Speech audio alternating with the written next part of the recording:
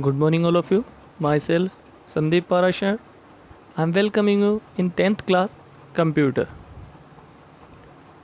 We are reading Unit First Web Application, and continuously we are reading about accessibility, how to avoid accessibility, and how to work on accessibilities. In this series, we are reading Explore All Settings. In continuously, we have another topic, use text or visual alternatives for sound. For those who have difficulty in hearing, Windows 7 provide alternative where one can choose to have visual clues instead of sound. From the ease of access center, click on use text or visual alternative for sounds. The first checkbox is sound sanitary. If this box is checked, then visual notification will be provided instead of sound. This is helpful for those who are hard of hearing.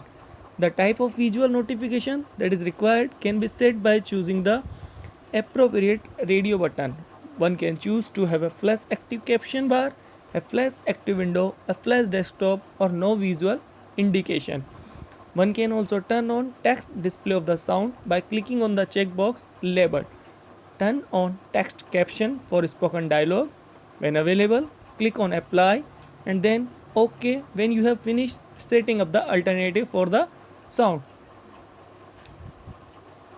In other words, in normal words, in last class we are reading, if we got any notification, if anybody has problem in the eyesight, then we can listen or hear the notification through the sound bar or narrators.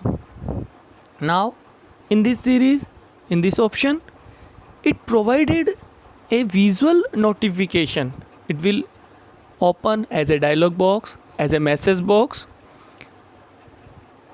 You can read it easily, because if anybody has hearing problem, then he can't understand the word easily, so it is for visual description.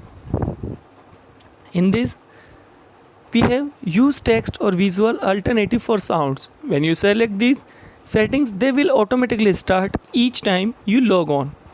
Use visual instead of sound. If you want to use visual, you just click on this checkbox and it will start.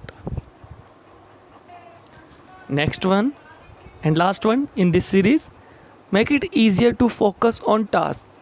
I want to give you a little bit info about this. We already read about the background hidification.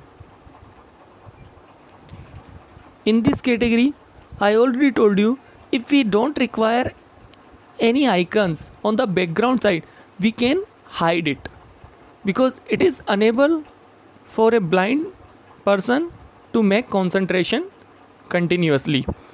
It is same, make it easier to focus on task. Clicking on make it easier to focus on task is the last option in the ease of access center.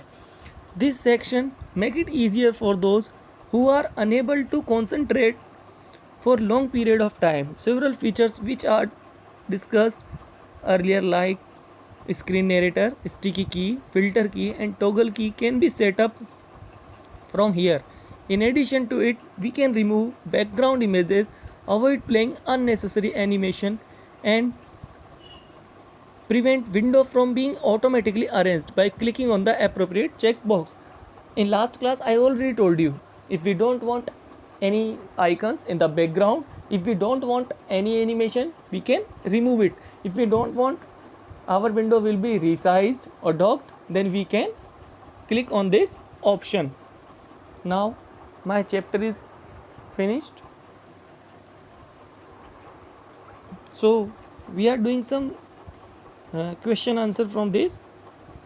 I think now all of you are familiar with these questions. First question, What are the most common disabilities for which Windows 7 provides solutions? I am hoping all of you do it these questions. Explain one method of starting the accessibility settings. Third one, how does changing the display to high contrast the help someone who has weak eyesight? Fourth one, write a short note on mouse key. Fifth one, difference between the toggle key and sticky key. Sixth, what is the use of narrator option? Seventh one, name the 5 sections in which the question are asked for recommended settings. Last one, write a short note on filter key and setting up high contrast. Now, unit first web application session first has completed. All of you read at home, do it question answer and